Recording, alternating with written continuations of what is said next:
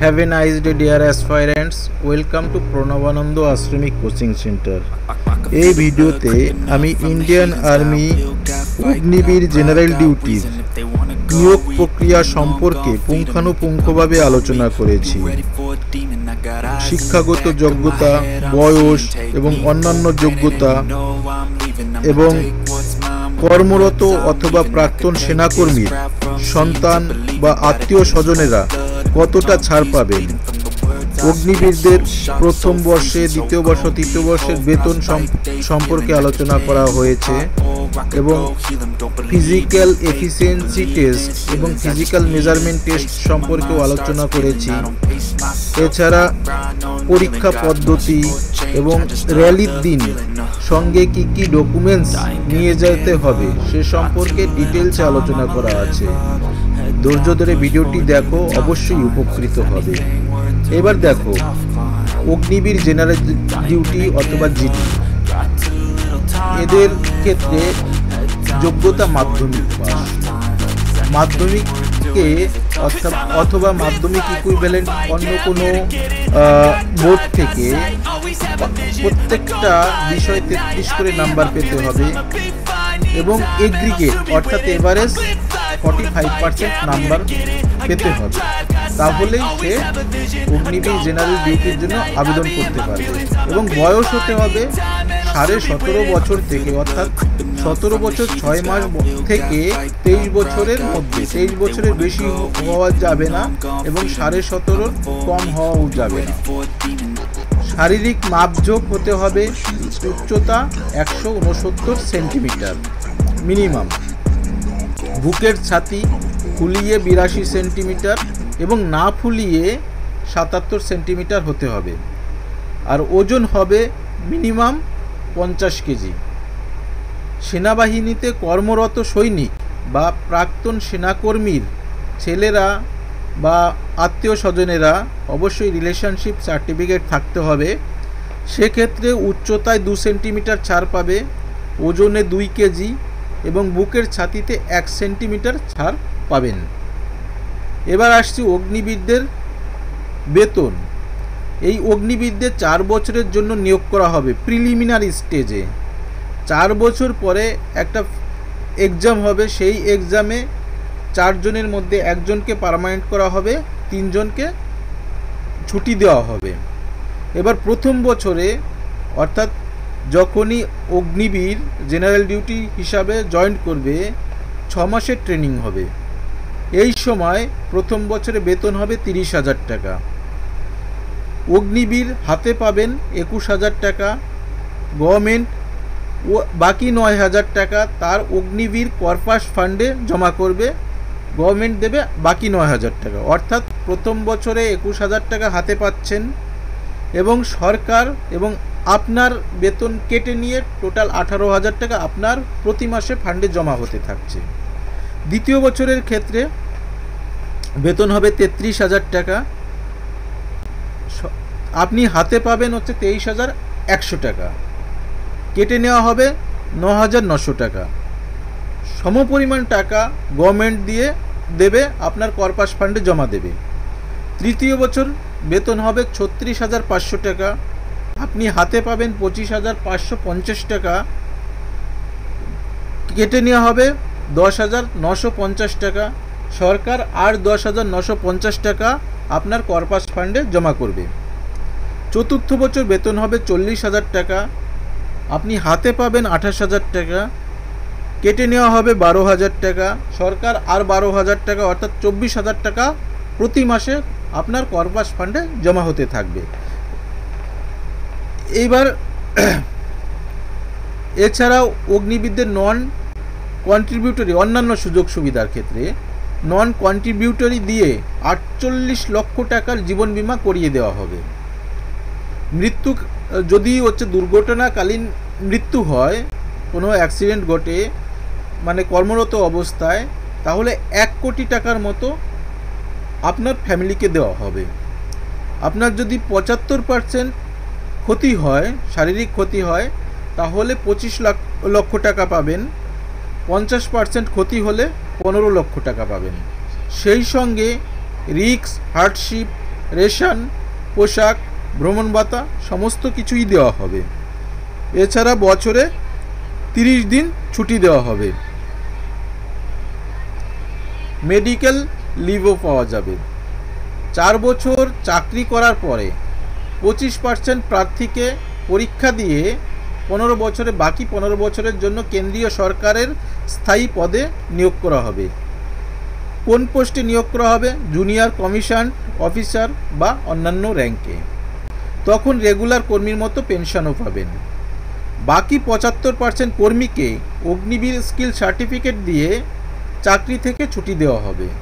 তখন নিজের প্রাপ্য অগ্নিবীর কর্পাস ফান্ডের যে টাকা জমা হয়েছিল প্রায় 11,71,000 টাকা সুদসহ আপনাকে এককালীন দিয়ে দেওয়া হবে। এই প্যাকেজের নাম দেওয়া হয়েছে সেবানিধি ফান্ড। ঠিক আছে। এবং এই সার্টিফিকেট যে অগ্নিবীর স্কিল সার্টিফিকেট দেওয়া হবে, এই সার্টিফিকেট দিয়ে অন্য কোনো সংস্থায় চাকরি পেতে পারেন কিংবা দ্বিতীয়বার কেরিয়ার তৈরির জন্য ব্যবসা করতে পারেন। সরকার খুব কম সুদে, ব্যাংকগুলো খুব কম সুদে আপনাকে ঋণ দেবে। প্রার্থী বাছাইয়ের জন্য প্রথমে, এবারে আসছি প্রার্থী বাছাইয়ের প্রক্রিয়া। প্রার্থী বাছাইয়ের জন্য প্রথমে শারীরিক সক্ষমতার পরীক্ষা হবে এবং শারীরিক মাপজোক হবে। মাপজোক বললাম, প্রথমেই বলেছি, উচ্চতা হতে হবে 169 সেন্টিমিটার, বুকের ছাতি ফুলিয়ে 82 সেন্টিমিটার, না ফুলিয়ে 77 সেন্টিমিটার, এবং যাবতীয় প্রমাণপত্র, আপনার যে একাডেমিক কোয়ালিফিকেশনের প্রমাণপত্র, এগুলো পরীক্ষা করা হবে। এই শারীরিক এফিসিয়েন্সি টেস্ট কত নম্বরের পরীক্ষা হবে? 100 নম্বরের পরীক্ষা হবে। এই 100 নম্বরের পরীক্ষার মধ্যে 60 নম্বর দেওয়া হবে দৌড়ে, অর্থাৎ 1600 মিটার বা 1 মাইল দৌড় হবে। সময় দেওয়া হবে 5 মিনিট 30 সেকেন্ডে। কেউ যদি 5 মিনিট 30 সেকেন্ডে 5 মিনিট 30 সেকেন্ডের মধ্যে সম্পূর্ণ করতে পারে তাহলে তাকে 60 নম্বর দেওয়া হবে। 5 মিনিট 31 সেকেন্ড থেকে 5 মিনিট 45 সেকেন্ডের মধ্যে সম্পূর্ণ করলে 48 নম্বর পাবেন। এবার আসি বিম টেস্ট। ঠিক আছে। বিম টেস্ট বা পুল আপ 10 বার বা তার বেশি দিতে পারলে 40 নাম্বার। এই হচ্ছে টোটাল 100 নাম্বার। অর্থাৎ রানের ক্ষেত্রে এক্সেলেন্ট মারলে, অর্থাৎ এক্সেলেন্ট মানে 5 মিনিট 30 সেকেন্ডের মধ্যে কমপ্লিট করতে পারলে এক্সেলেন্ট বলা হয়, তাহলে 60 নাম্বার পাবে। আর বিম যদি 10টা বা তার উপরে দেয় 40 নাম্বার পাবে, অর্থাৎ 100তে 100 নাম্বার পাবে। অর্থাৎ চাকরি পাওয়াটা খুব সহজ হয়ে যাবে তার ক্ষেত্রে। এবার কেউ যদি 10 বার বিম না কমপ্লিট করতে পারে, সেক্ষেত্রে 9 বার করলে 33 নাম্বার, 8 বার এর ক্ষেত্রে 27 নাম্বার, 7 বারের ক্ষেত্রে 21 নাম্বার, 6 বারের ক্ষেত্রে 16 নাম্বার। এছাড়া কোয়ালিফাইং আছে হচ্ছে 9 ফুট গর্ত লাফ দিয়ে পেরোতে হবে। এবং জিগজ্যাগ ব্যালেন্স বা ভারসাম্য টেস্টের ক্ষেত্রে ওই ধরো হচ্ছে গর্তের উপরে একটা বাঁশ দেওয়া হবে, বাঁশের উপর দিয়ে হেঁটে তোমাকে পার হতে হবে। এটাকে বলে জিগজ্যাগ বা ব্যালেন্স টেস্ট। শারীরিক সক্ষমতার পরীক্ষায় সফল হলে মেডিকেল টেস্ট হবে। আমার ভিন্ন ভিডিওতে কি মেডিকেল টেস্ট হয় সে সম্পর্কে আমি ডিটেলসে আলোচনা করেছি, অবশ্যই সেই ভিডিওগুলো দেখে নিও। তারপর হবে common entrance test. Common entrance test মানে হচ্ছে কমন এক্সাম। এক্ষেত্রে জেনারেল ডিউটির ক্ষেত্রে পরীক্ষা হবে, 50টি কোশ্চেন থাকবে, সময় থাকবে 1 ঘন্টা। প্রত্যেকটা কোশ্চেনের জন্য 2 মার্কস। এই 50টি কোশ্চেনের মধ্যে জেনারেল সায়েন্স থেকে থাকবে 15টি কোশ্চেন, জিআই থেকে থাকবে 5টি কোশ্চেন, ম্যাথমেটিক্স থেকে থাকবে 15টি কোশ্চেন। সুতরাং এইগুলো হচ্ছে 15 আর 5 20 আর হচ্ছে 15 35 মার্কস। বাকি 15 মার্কস থাকবে জেনারেল জিকে। ঠিক আছে, যেটা স্ট্যাটিক জিকে বলি। সাধারণত কারেন্ট অ্যাফেয়ার্সের কোশ্চেন থাকে না, থাকলে 2-1টা হয়তো কারেন্ট অ্যাফেয়ার্সের কোশ্চেন থাকতে পারে। প্রাক্তন সমরকর্মীর ছেলে ও প্রাক্তন সমরকর্মীর আত্মীয় স্বজনেরা অথবা খেলোয়াড়রা 20 মার্কস ছাড় পাবেন। খেলোয়াড়দের বিভিন্ন ক্যাটাগরি হয়, 20 মার্কস বিভিন্ন খেলা মানে আন্তর্জাতিক প্লেয়ার হলে সেক্ষেত্রে 20 মার্ক, ঠিক আছে, এগুলো পরে আমি আলোচনা করেছি। এবার NCC B certificate course pass হলে 10 মার্ক পাবে। এ সার্টিফিকেট কোর্স পাস হলে যদি এ সার্টিফিকেট থাকে তাহলে 5 নাম্বার। এনসিসি সি সার্টিফিকেট থাকলে তাকে কোনো এক্সাম দিতে হবে না, শুধুমাত্র জেনারেল ডিউটি অথবা ট্রেডসম্যানের ক্ষেত্রে। ক্লার্ক অথবা আর্মি টেকনিক্যাল অথবা হচ্ছে নার্সিং অ্যাসিস্ট্যান্সের ক্ষেত্রে 15 নাম্বারের ছাড় আছে। এইবার আসছি, প্রার্থীদের প্রথমে নাম রেজিস্ট্রেশন করতে হবে। ওয়েবসাইট অলরেডি নাম রেজিস্ট্রেশন করা শুরু হয়ে গেছে। ওয়েবসাইটের নাম হচ্ছে www.joinindianarmy.nic.in, ঠিক আছে। এইবার আসছি র্যালির দিন কি কি ডকুমেন্টস সঙ্গে নিয়ে যেতে হবে, এটা খুবই গুরুত্বপূর্ণ।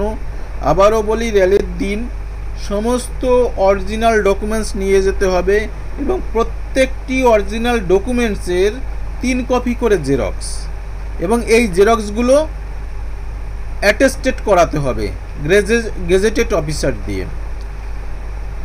এছাড়া যদি এক্সট্রা কোয়ালিফিকেশান থাকে সেগুলো, সেই সার্টিফিকেটগুলো অরিজিনাল নিয়ে যেতে হবে।